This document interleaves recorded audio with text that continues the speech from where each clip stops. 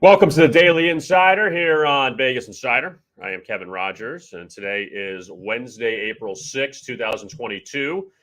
We are set for Major League Baseball. The season starts tomorrow, and already we have two postponements. So it's a really good news. Red Sox, Yankees wiped out. Mariners, Twins wiped out because of weather. So already off to a good start for the Major League Baseball season. But we're going to get some win totals, a lot of win totals with Bruce Marshall coming up in just a moment. But let's get everything started. Let's ready to go. Stephanie Otey's here. She is ready to go. And Bruce Marshall, that is right. The man, the myth, the legend. College basketball is over, Bruce, but the circle of sports life, as I like to say, turns the page to Major League Baseball on Thursday. I know it doesn't wait, and it just seems like they played the World Series a few weeks ago, guys, and here we are. I'm just glad they're playing because I was a little worried, that they weren't going to get this thing going in time.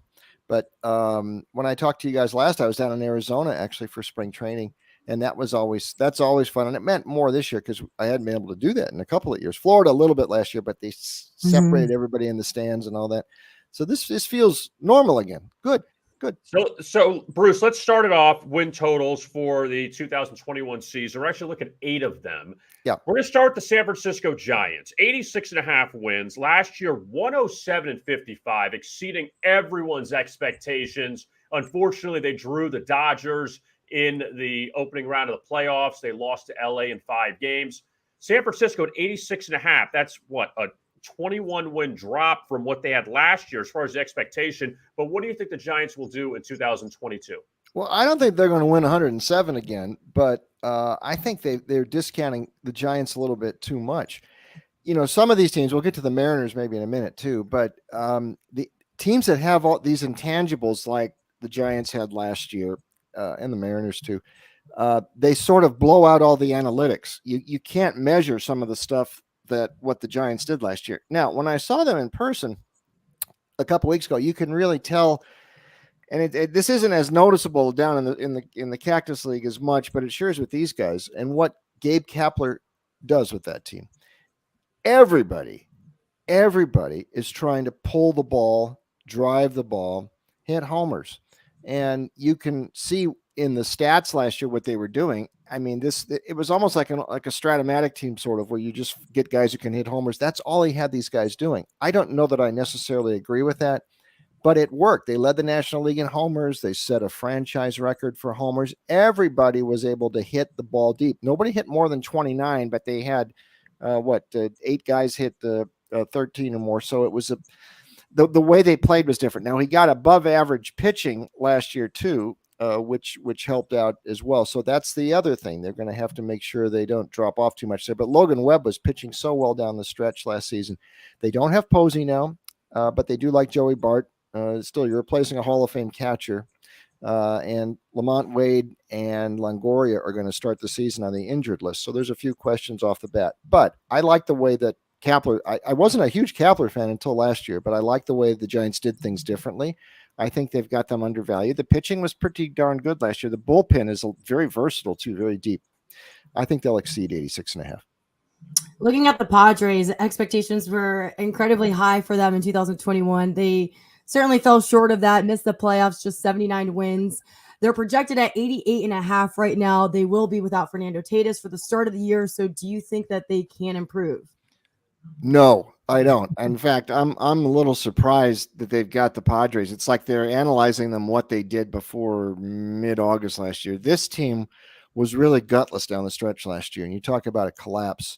They lost 34 of their last 46 games. They ended up under 500. They fired Jace Tingler, the manager, who didn't seem to be in, a lot of trouble into August last year.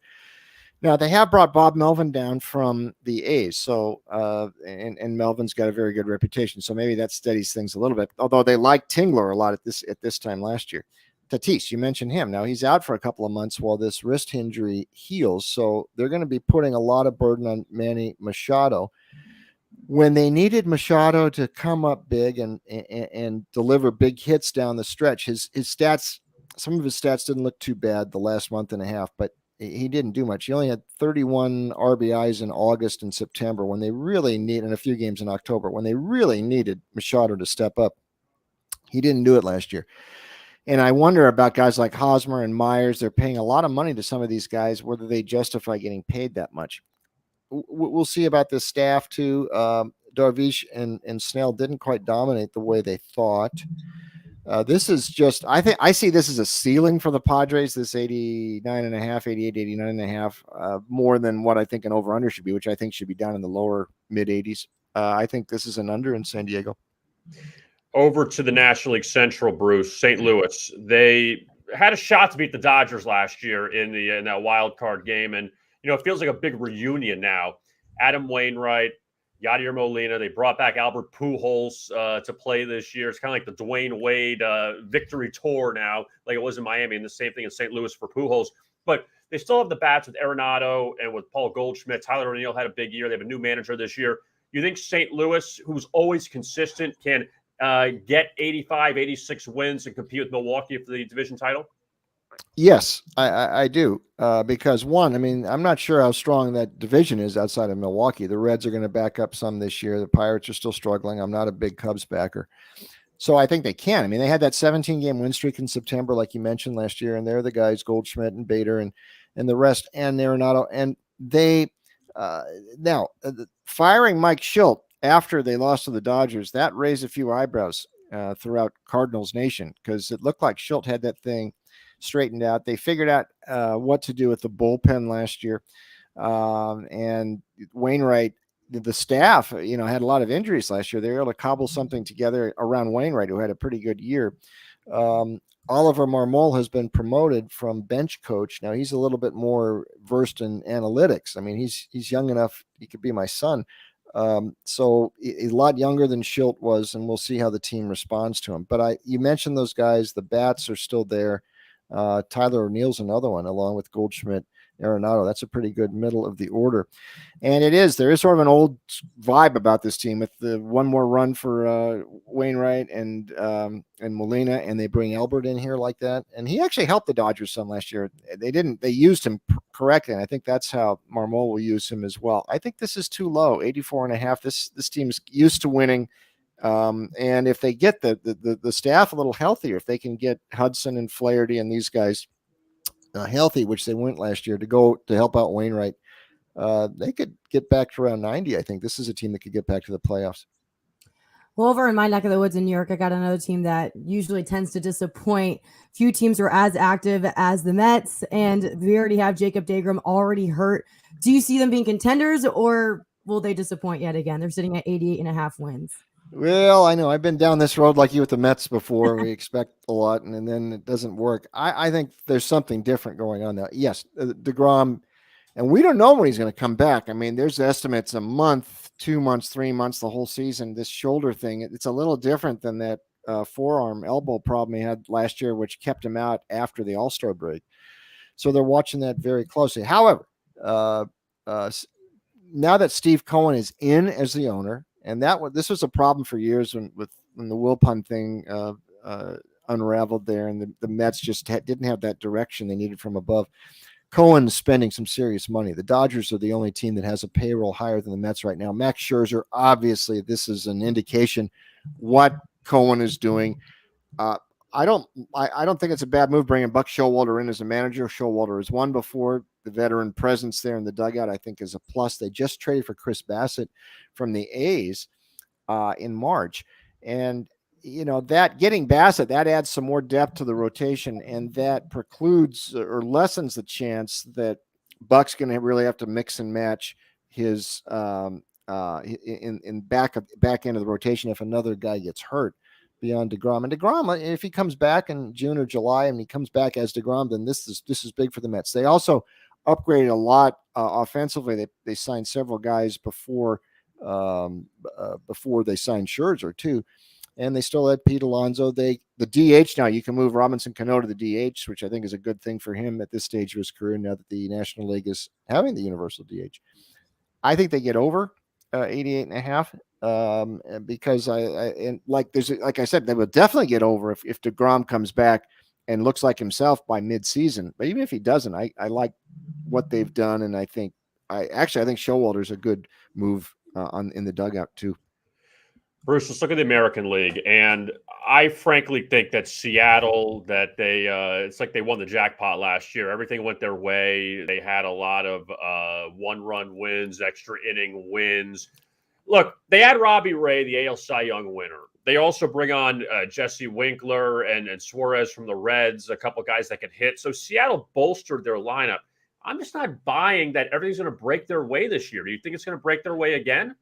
We'll see. I mean, they won 90 last year, and you're right. Everything did break their way. They blew out of the water the run differential calculation. I mean, a team that is minus 51 in run differential shouldn't be 18 games over 500. It's more like the other way. So that's sort of what you're talking about there. But this is another thing. A team like the Mariners that had this esprit de corps that they had, that's something that's very hard for the analytics people to mention. Listen, I think the staff, Robbie Ray, I mean, where were the Angels and other teams that this guy was a Cy Young winner in the American League last year. He had a great year in Toronto. That's a nice pickup. And with Gonzalez and Flexen, the makings of a very good pitching staff there. They've got a deep bullpen. The bullpen was really, in fact, last year I didn't like them trading Graveman away. He was such a great closer, but then they seemed to regroup. And like we said, 11 wins in September coming from behind, 11 rallying wins. And I think they've got, ample offense. Winkler was a nice addition there from the Reds, as the Reds, they took advantage of this Reds fire sale. I think they get over that. That division, I'm not sure how strong it is. The A's are going to back up some this year. We'll talk about the Angels in a second. And the Rangers, where are they? I think Seattle can clear 83.5. Yeah, speaking of the Angels, they're projected 84.5. They won just 77 games last year. Mike Trout missed the majority of that season, though. And now with Otey amongst the MVP favorites, they have enough rest now. But do you think that the rest of the roster can make as much noise as these two? I don't know, Steph. This isn't rotisserie baseball like Perry Minasian, the GM, seems to think. And I know they get Trout healthy. Rendon missed the last half of the season. You pair those two with Shohei and Walsh, and that's a ferocious middle of the order. But the problem for them last year was pitching, and with guys like we talked about Scherzer, we talked about Robbie Ray. There were some guys out there floating in the free agent marketplace that Minasian overlooked, and the best he could do was bring in Noah Syndergaard. I don't have to tell you, Stephanie, that Syndergaard has hardly pitched the last couple of years for the Mets. So this is a gamble, and this is what Minasian has done the last couple of years. They take what they think are low-risk flyers on guys. Dylan Bundy was another one last year. The problem is if they don't work, I mean, you're counting on these guys to anchor your rotation. I don't like the Angels pitching at all. I didn't like it last year. Sandoval is okay. He may end up being the ace of the staff, but Syndergaard's pitched 2 innings since 2019. You're counting on him. You got it. This isn't rotisserie ball here. And Joe Madden is on the hot seat, though I think the GM is the one who should be on the hot seat more. I don't like much of anything Minasian's done. And with the worry in Halo land is that Trout is going to one of these days say, you know what? I want more. He's never been on a team that won a playoff game. He's getting into the second half of his career now. We'll see. He's happy being in Anaheim. I'm not sure that's going to continue. I don't think they're going to get over until I see some more pitching from them. So it's an under for me with the Halos.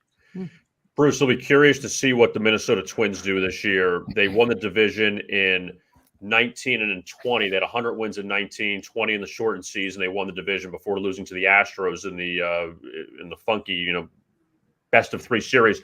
But last year's an awful start for Minnesota. They dug themselves such a big hole.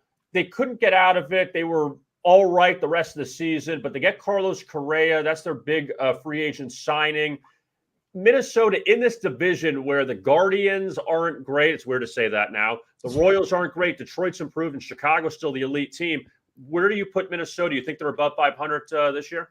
I do, Kevin. And you mentioned Correa. I mean, that was a great move. I mean, here's another guy who was floating there. And this happened after the lockout ended. And he lands in Minnesota. This is one of these deals. I think it's a win-win because he's got an opt-out after the first year. So I don't think Minnesota's thinking he's going to be there beyond this season. But, if it works out for him, first of all, he resets his market value for next year. He's only 27 right now. And the Twins think he can help them back into contention, and I think he might. That was a team that goes first to worst like that, and you mentioned that bad start last year. They just blew themselves out of the water. But there's still something they've got here. Now you've got Correa, you've got him with Buxton, who is a star already. If Miguel Sano can stay under 300 pounds, he might be able to hit another 30 homers. So you've got enough power in this lineup. Now, do they have enough pitching? I like adding Sonny Gray from the Reds. There's another, the Reds getting rid of somebody again. Gray could end up being an anchor in that rotation. They really like this youngster, Joe Ryan, the Invisible. He's going to start the opener. Well, I guess they postponed it, but I mean, watch him. They like him in the rotation. And this team, like you mentioned, won the division 2 years ago. Now we get the playoff. They haven't won a playoff game in over a decade, so we can worry about that in October. But spring and summer, 81.5, and that division, like you say, that's not that strong. I think the Twins are an over, and Correa could be a real reason for that. That was a great pickup, and it'll work. It's a win-win, I think, for both parties in that transaction. Finishing up with the Tampa Bay Rays, they were a contender last year, won their division in a tough division, won 100 games in 2021. They're projected at 90.5 now. They've traded some key players like Austin Meadows, Joey Wendell, but they always seem to find a way to develop new talent. So do you think that they can still be at the top of their division? Yes, I do, Stephanie. I mean, they keep this organization just rolls out player after player after player. And I like some of there's a Rosarina. He's one. Wander Franco is another. Now it's a little funky, this offense. It's not a traditional. We know what they've done with the pitching in the openers and all that. The offense, they manufacture runs and guys, Franco and Rosarina are their two best players. G-Man Choi's guy can hit the ball deep. Yeah, I know they traded Meadows away, but they've been making deals like that for years. Pitching, this the depth, Now here was a flyer. This is a sort of flyer the Angels should have done instead of Syndergaard. I would have risked it on Corey Kluber instead, because he's actually pitched some, unlike Syndergaard. And if Kluber steps in and looks somewhat like he did in the past, this is a great pickup for the Rays. McClanahan is a solid starter. They use the bullpen. We know what they do with the openers. They just know how to play, and they do everything right. They're sort of like with how the Giants play. This is sort of fundamental baseball 101 that the Rays do. I love it. I love this team. 89. I mean, that's expected them to drop 10 wins from last year. And I'm not sure how good this division really is. The Yankees are, we'll see. Toronto, everybody's talking about Toronto. I like these guys more than Toronto. By the way, they were 18-1 against the Orioles last year. If they do anything close to that again, you could be 13-14 plus on the win-loss just against one team. And they outscored. It was 150-69, I think, were the runs they destroyed the Orioles. The Orioles are there again. There's 19 games coming up against the Orioles. They do anything close to that against Baltimore, they're clearing 89.5. Bruce, getting off the win totals, I want your thoughts on this, on the Dodgers. And they signed Freddie Freeman in the offseason. And again, their lineup is stacked. We don't know what Kershaw's got left in the rotation, but Walker Buehler's still a young ace. What do you think about the Dodgers as far as getting back to the World Series? Would you back them as the team to represent the National League? I hate them, so I hope they lose every game. So there you go. But I know, they're good, and Freeman. I mean, it's like adding Kimbrel. Now, I'm not sure Kimbrel's going to be the savior in their bullpen. Kenley Jansen left, but Kimbrel was the White Sox. He was a little bit of a disappointment last year, so we'll see how that works out. Yes, they're the favorite. I know they're loaded. But the Braves. The Braves got them last year, and the Giants finished ahead of them. Took a tremendous run by the Giants. What helps the Dodgers too, and I probably could have put them in here too. They really feast on a lot of these teams in the West, the Diamondbacks and the Rockies and the Padres. We mentioned that about what Tampa Bay did against Baltimore last year. I mean, the Dodgers have like three teams they have completely owned in recent years. So Yeah, I mean, I know they're good. I just don't like them. I hope they lose every game. That would be a great year for me. Dodgers 0-162. That'd be fun. But I have to be objective about this stuff. They are really good. They're probably going to win the West. And they'll probably come down to them and the Braves again in the playoffs. And that will be something to see in October. Yeah, Bruce, you mentioned that. They lose the Braves, they lose Freddie Freeman. They bring in Matt Olson, though. Defending champions won only 88 games last year. What are your projections for them in Atlanta? Yeah, but everything turned around for them in August last year. I mean, they were sitting below 500 into August, and then and they were disappointing, and all of a sudden it happened.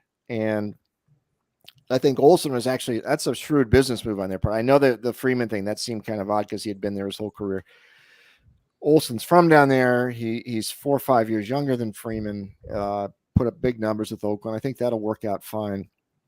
Remember, they had guys hurt last year. I mean, Acuna was hurt, and Ozuna, and now you can get if they get Soroka back in the rotation healthy, because he was hurt last year too. That was the remarkable thing about the Braves last year, because they made some moves at the deadline or in July there that helped bring it, and Rosario turned out to be a great addition. So the front office knows what to do. It's going to come down to them and the Dodgers, I think, again in the National League. I went to that parade and I was underwhelmed. Like, I thought they would go all out. It had been over 50 years since they won, and it was a very tame parade. I was very underwhelmed. In Atlanta? Talked by that. In Atlanta, yes. I was like really expecting something big. I saw the Bucks and they went just crazy in Milwaukee, and I was like, oh, Atlanta's going to go crazy. Didn't see it, but it was a great year. I mean, Georgia won the national championship, so good time to be in Georgia. I was just underwhelmed with the parade, though. Now that they moved up to that stadium up by the perimeter there, I mean, it's a suburban feel to the Braves. They've left downtown there now, so it's a little different. They're in feel, Smyrna, yeah. Yeah, it's not, and I love that park and everything, the battery they got around it. It's a great place. Yeah, no, they're good. They're gonna. Great. It is. It's fun, and we'll see. But that was quite a run they made last year, and I was very happy for Stitker too. There's an old time manager there, and I felt very good for him to win it all. Just got to get the Falcons in there.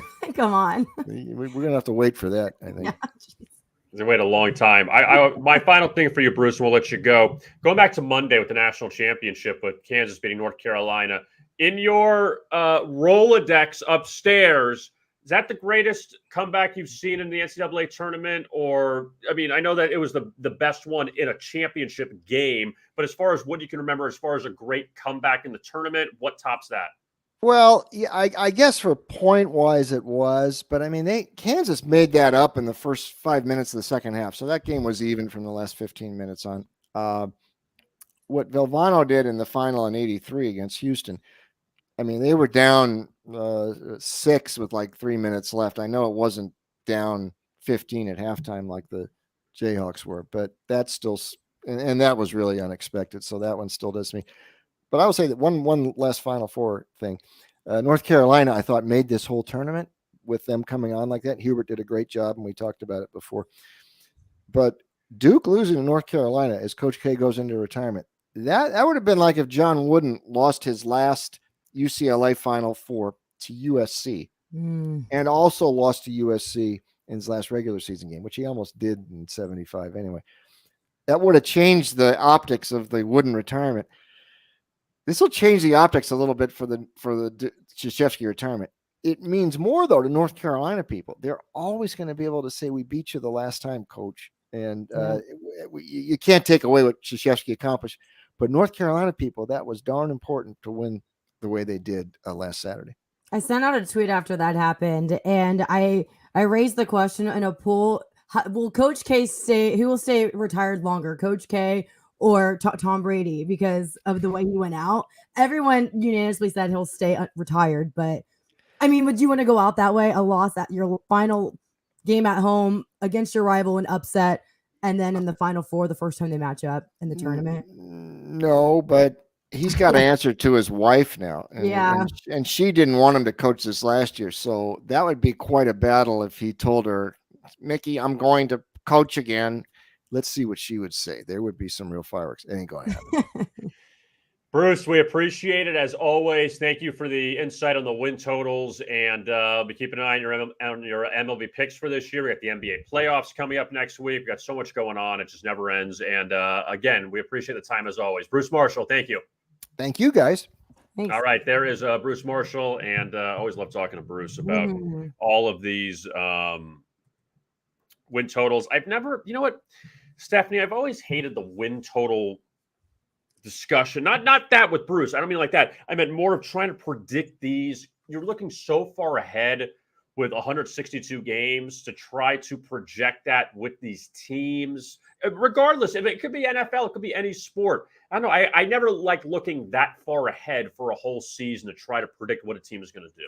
I like doing it in football because it's fewer games. I mean, when you're talking about the number of games that a baseball season plays, I feel like it's tougher. So I like, would you rather do a future on teams?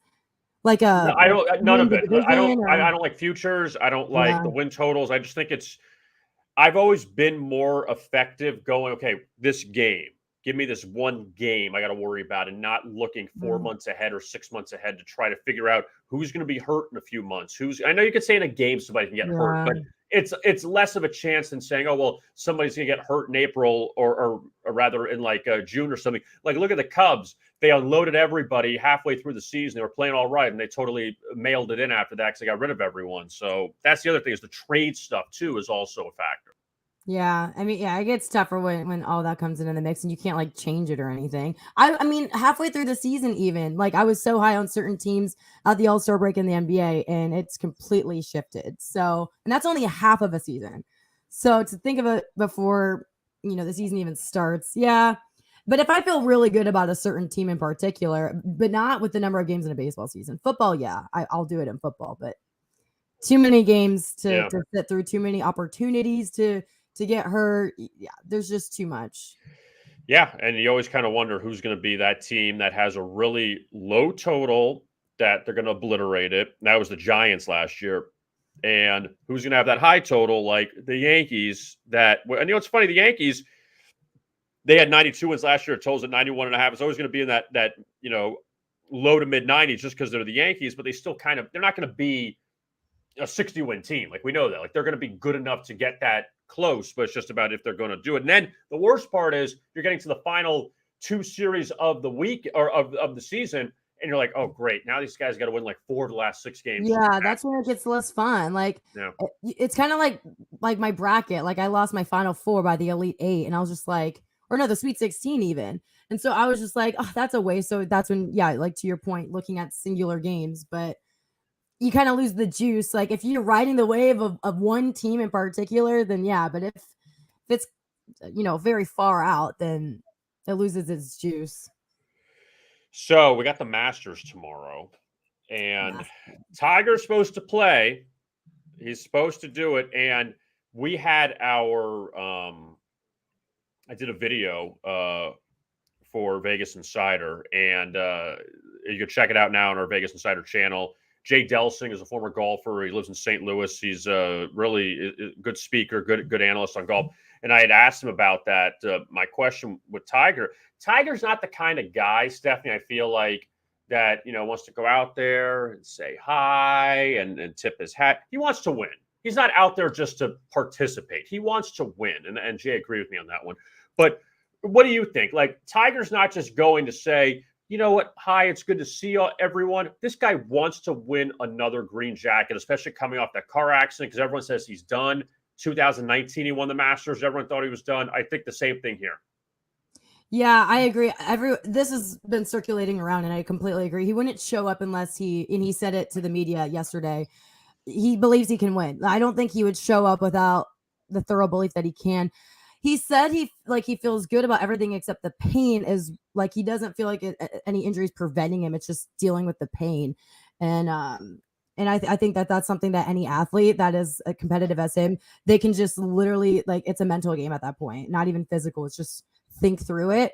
Also with the media though, I remember the Memorial Tournament was always in my backyard growing up. And one of the tournaments that I was covering was after a scandal, and he just walked right on by the media, like, didn't show up to the interview or anything like that. So I feel like he wouldn't be sitting here and addressing everything. And, it's been 17 months since he's played competitively in a tournament. I did think maybe he would show up to like a tune-up tournament before the Masters, but it's the Masters, and I feel like you show up when you want to. Also, ironically, Jack Nicklaus won his 6th Masters at the same exact age of 46. So I feel like that could be a little bit foreshadowing here. Tiger Woods, 46. He's a very different 46. He's pretty banged up, but some irony. Look, he plays, and if he could make the cut and get to the weekend, all eyes are going to be on him, going through the weekend. I mean, last year you had Hideki Matsuyama. He ended up winning it. The Will Zalatoris, the crazy blonde hair and all that, he got all the way down to the end. So I'm wondering if we're going to see, a golfer or two in that middle ground that's going to win as opposed to one of the favorites. Jon Rahm is the favorite right now. He's 10-1 at DraftKings. But you don't normally get a lot of the favorites that win, And the other thing, too, is I want to point out, we haven't seen a back-to-back winner in the Masters since 01-02, which was Tiger Woods. So it's hard to repeat. Yeah, it's been 17 years since a favorite has won the Masters. It was Tiger Woods in 2005. So it's very rare that the person who's favored will win it. And I think the average of the player to win, their odds were like 35-1, around that margin, and they were definitely they were like maybe in the top like 15. It's very hard to project. I mean, looking at some of the names, Dustin Johnson 16-1, Rory McIlroy's at 20-1, Jordan Spieth's at 22-1. Even Bryson DeChambeau, he's at 45-1, but he's all beat up. He's got a couple injuries, and he said, I'm going to play in the Masters because it's the Masters. And if it probably wasn't the Masters this week, I'm sure he wouldn't participate, but he's got terrible numbers at Augusta over his career. So, yeah, again, we'll see if it's one of those guys. If it's Brooks Koepka, if he could win, he's 20-1.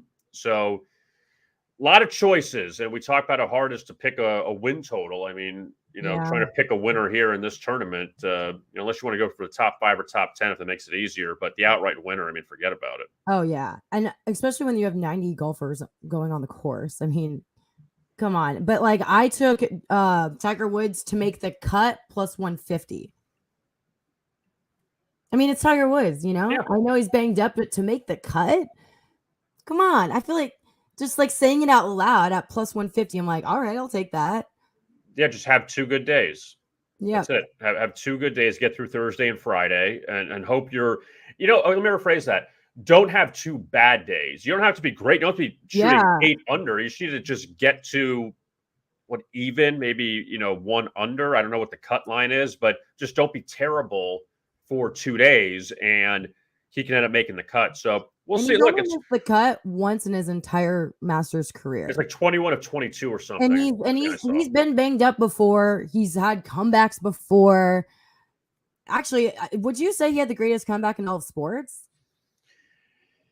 I mean, we'd have to look at it, but it's pretty remarkable what he did. I mean, what he did 3 years ago, a lot of people were pretty much closed the book on him, and to win that Masters was very impressive. Mm-hmm. I think that it's a strong argument to have the best comeback, but to do it again is to do it twice. Yeah. If he can get to the weekend and just hang around, I don't think he has to win for it to be a great comeback. If he can just be there, because look, if Tiger, let's just say, got to the weekend and got to Sunday and finished 2nd or 3rd, that's still remarkable considering. I mean, like you said, there's 90 golfers. Someone's going to do really well. It's not going to be everyone being mediocre and someone just kind of somebody's going to shoot really well. Mm-hmm. And if Tiger's 2nd or 3rd, that's still pretty good, So it's, again, I think that it'll be must-watch TV if he can just get through 2 days. Mm-hmm. So, yeah, it's like when I was teetering on taking him to make the cut, I was going to have him under the top 35, like 35.5 is what the bet was.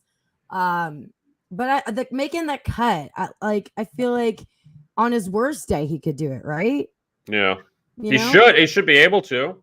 Yeah, so we might see him on his worst day, but I feel like it's got to be enough to make the cut. And Bryson DeChambeau's minus 155 to make the cut at DraftKings. So see, that's like better odds than Tiger. He's 150. Yeah, but minus Better 155. value. But he's stunk at this course. Like that's a now to miss the cut. Tigers are minus 115 to miss the cut. So which one are you siding with me here? I am. I just at least sort of as a value pick. I mean, plus 150. Here's the problem.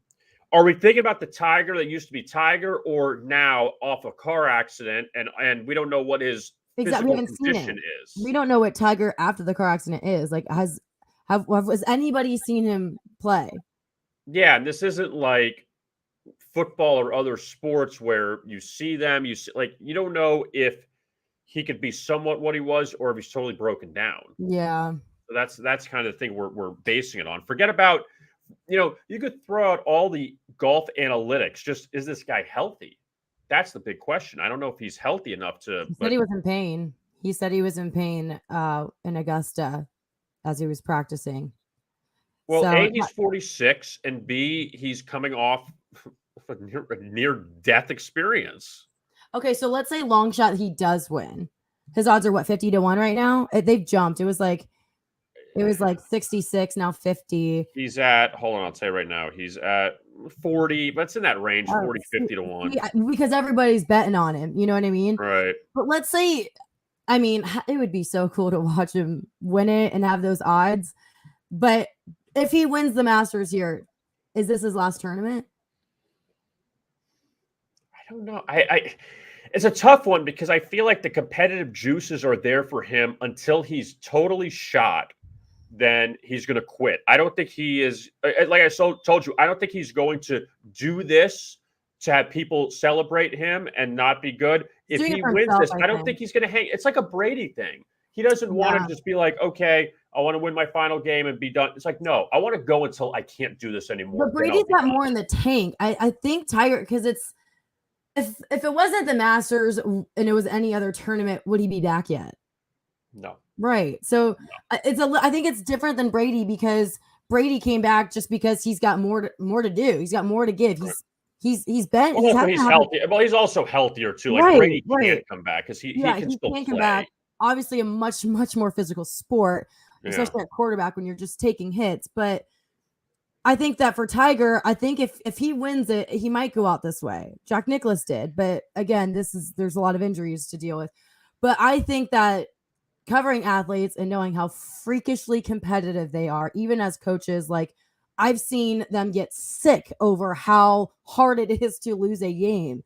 So I think that he'll deal with any amount of pain and just let his body go through the motions that he knows. He has muscle memory. He knows how to make the right strokes and everything. I think he's just going to deal with all the pain in the world.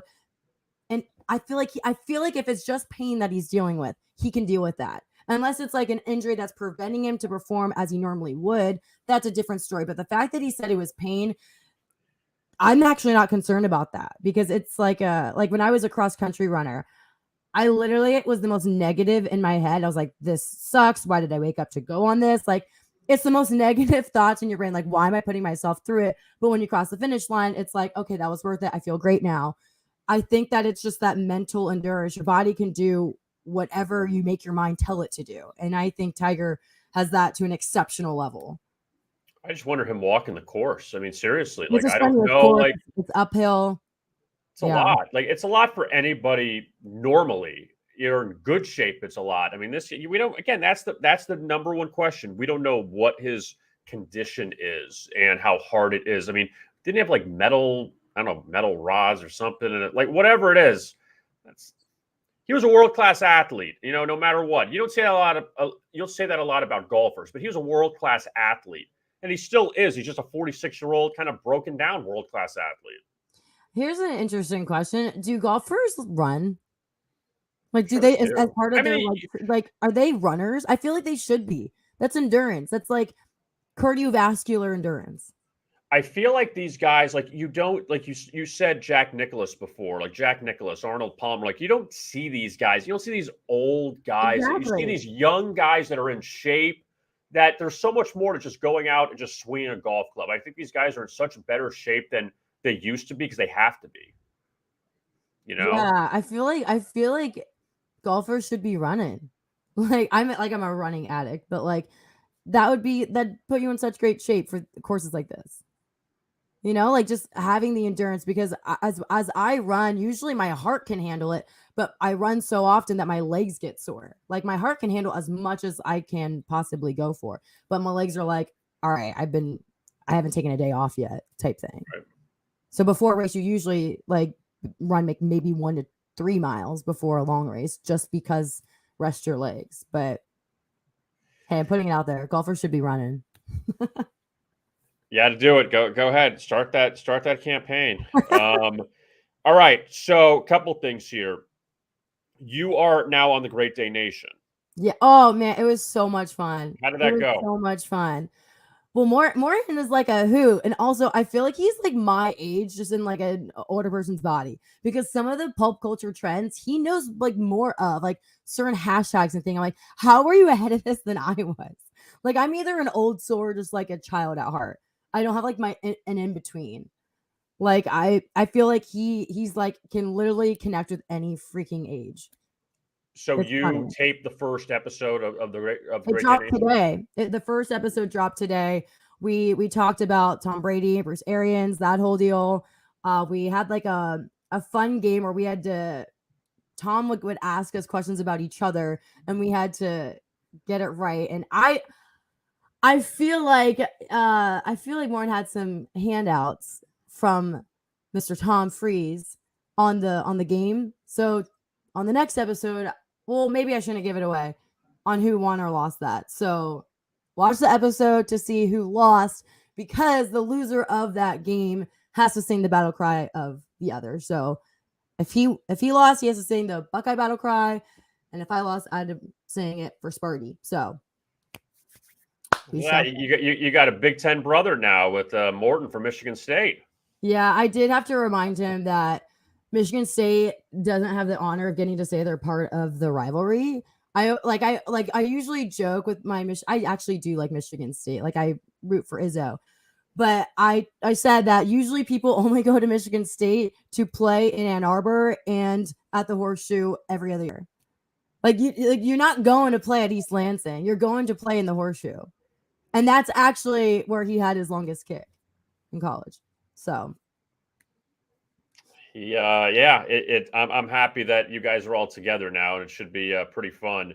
And I know that during football season, that they get a lot of good guests on, as far as oh a lot of yeah. big names talk football. So that should be pretty fun. And tomorrow you will be hosting the Daily Insider. Who do you got on tomorrow? Tomorrow I got Trent Betts. He will be coming on. We're going to be talking. He hasn't told me what he wants to talk yet, but he covers basically everything. He's got a good Twitter handle. Go and check him out. We're probably going to go over NBA, maybe some NFL futures, a little bit of everything. So that'll be fun. And then next week I'm taking over for you as you're out Wednesday to Friday, running the show. So hopefully it'll be a good time, but I'm excited. It's a lot of good things happening at Vegas Insider, a lot more happening. We just had our daily Insider Minute on social media drop. We have like that whole segment has been revamped as well. So it's all really exciting. Well, and also next week we have the play-in tournament for the NBA, and then leading into the first round of the playoffs next weekend. So there's a lot going on there. We'll know the matchups for at least, I guess, out of the 8, we'll know 6 of them, and then the other, is my math right? And the other 2 will, or actually no, 4 and 4. We'll know 4 of them, and then the other 4 we'll know after the play-in tournament. So at least we'll get that all fixed up, and the season's over on Sunday. So that'll be good. So, all right, good stuff, Stephanie. And we will be back tomorrow. Stephanie will be back tomorrow to do the Daily Insider. So looking forward to that. Our thanks to Bruce Marshall for hopping on to give us some win total bets for the Major League Baseball season. Tomorrow it starts. The marathon begins tomorrow. So looking forward to that. For Stephanie Otey, I am Kevin Rogers. And we'll talk to you again soon. And as always, best of luck with your bets.